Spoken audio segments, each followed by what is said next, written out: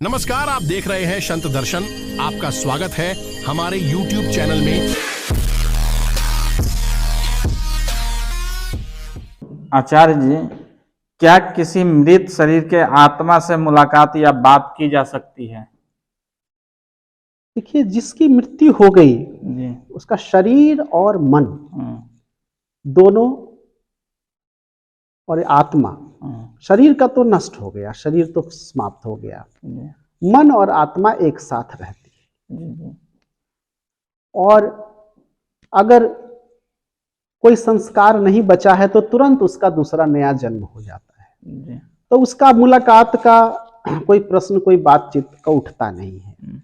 लेकिन कई लोगों को ऐसी मान्यता है कि जो अकाल मृत्यु होती है, कोई दाह कर लिया, कोई सुसाइड कर लिया, आत्महत्या कर लिया, एक्सीडेंट हो गया, जिसकी मृत्यु नहीं थी, अकाल हो गई।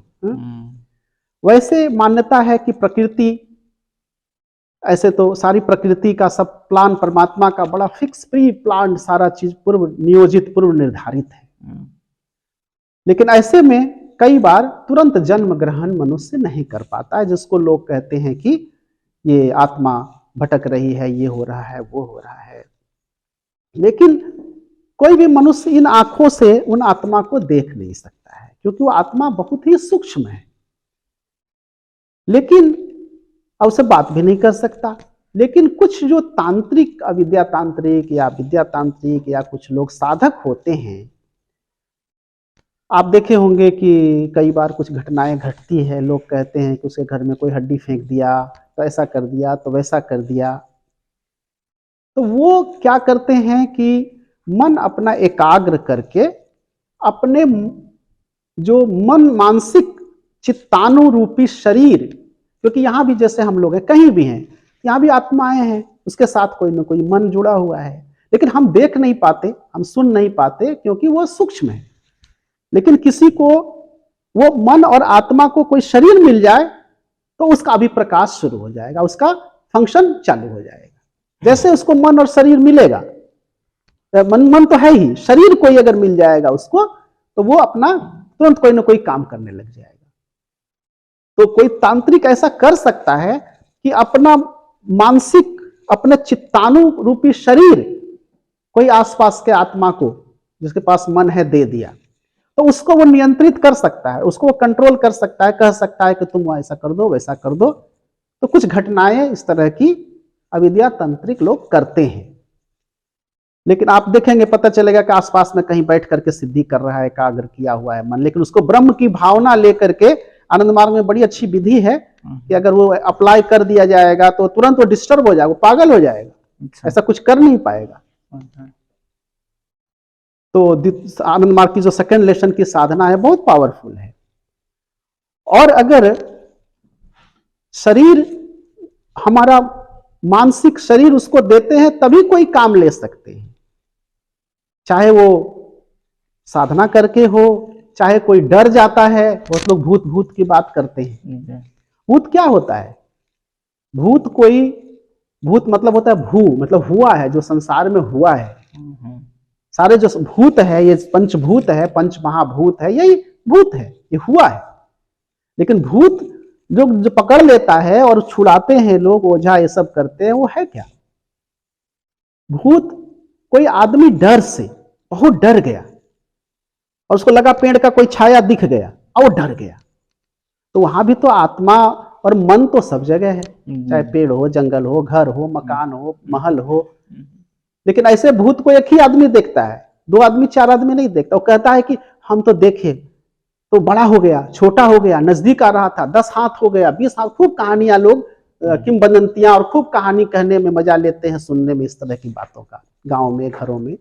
लेकिन ये है कुछ नहीं, ये है कि हमने अपना मानसिक भूत बना दिया। हम जब डर गए, जब मनुष्य डर जाता है किसी कारण से, बहुत जोर से बहुत डर गया वो, तो वो उसका मानसिक शरीर वहां के पास के किसी भी जो मन और आत्मा है उसको मिल जाता है। अब मिल गया तो फिर हम जैसा सोचेंगे वैसा दिखेगा। हम सोचेंगे बहुत बड़ा हो गया तो बड़ा दिखेगा, छोटा हो गया छोटा दिखेगा, क्योंकि उसके रग रग में, उसके रोम रोम में वो भूत भर जाता है, घुस जाता है। मन मतलब एकाग्र चित्त होने के कारण उसके रोम रोम में वो भूत घुस गया। अब वो आवाज भी बदल के कभी बोलेगा, आवाज भी उसकी बदल जाएगी, उसका तौर तरीका, हंसना, रोना, गाना, चलना, नाचना, कूदना, उछलना, गिरना, तड़पना, वो सारे नए ढंग से करने लग जाएगा। अब होता क्या है कि ओझा लोग कैसे ठीक कर देते हैं, वो कुछ करते नहीं, कोई मंत्र उंत्र काम नहीं करता है, बल्कि होता क्या है कि जो मानसिक शरीर अपना डर के कारण चला गया है और जुड़ गया है कनेक्शन, एक कोई आत्मा, कोई मन, बाहरी मन आत्मा से, तो उसको डिस्कनेक्ट करके लिए या तो उसके माथे पर झाड़ू उड़ू या कोई चीज से मारते हैं जिससे वो डिस्कनेक्ट हो जाए। अच्छा। या कोई तेज गंध, मिर्चा हुआ या कोई गंध ऐसा सामने जलाते हैं, धुआं करते हैं जिससे उसके नाक में जाए, उसके नाक में जैसे वो धुआं और गंध, मिर्च या ऐसा कुछ गया, गंध तेज, तो वो डिस्कनेक्ट हो जाता है। वो क्या हुआ, उसका वो टूट गया, वो जो जुड़ गया था और भूत भूत उसके दिमाग में बैठ गया था, मन के अंदर, उसके शरीर के अंदर, वो टूट गया। वो जैसे लिंक टूटता है उसका भूत खत्म हो जाता है, भाग जाता है, शांत होता है, बोलता है कि ओझा ने ठीक कर दिया, भूत निकाल दिया। और कुछ भी नहीं, एक बहुत विज्ञान सम्मत ये इस तरह की बात है। इसलिए आत्मा से कोई ये असंभव दुनिया में कुछ भी नहीं है, सारी संभावनाएं हैं विराजमान, लेकिन साधारण नियम मानवीय आधार पर ये सब चीजें नहीं होती है, करना भी नहीं चाहिए, इसके लिए प्रयास भी करना नहीं चाहिए, इससे क्षति भी होती है, क्योंकि मानसिक शक्ति का उपयोग भौतिक प्राप्ति के लिए नहीं करना चाहिए।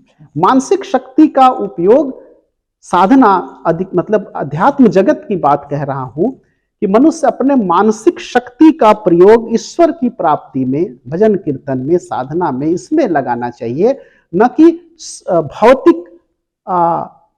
भौतिक जो शक्तियों के प्राप्ति में लगाना चाहिए। इससे बहुत अहित होता है। अधिकतर ऐसे तांत्रिक लोग बाद के जो उम्र में अपने होने के बाद उनको वो पागल हो जाते हैं, उनकी मानसिक स्थिति खत्म हो जाती है, गड़बड़ा जाती है। इसलिए ये जो आत्मा का विज्ञान है, यह तो परमात्मा का विषय है, ये परमात्मा का ही छवि है, छाया है आत्मा, जो मनुष्य के अंदर है।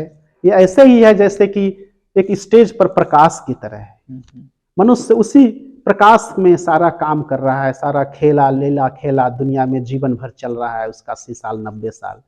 वो प्रकाश कुछ करता नहीं है, लेकिन उसी प्रकाश में सारा खेल होता है। प्रकाश, वो लाइट ऑफ हो गया, खेल बंद हो जाएगा।